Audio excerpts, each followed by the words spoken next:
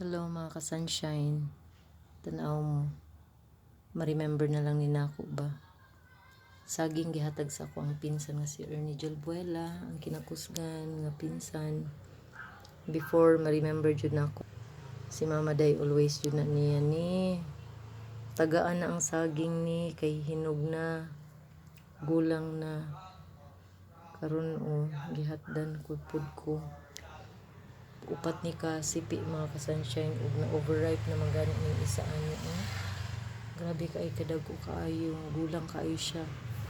Praise God, salamat kay Lord sa blessing, as in sobra ang blessing, overflowing.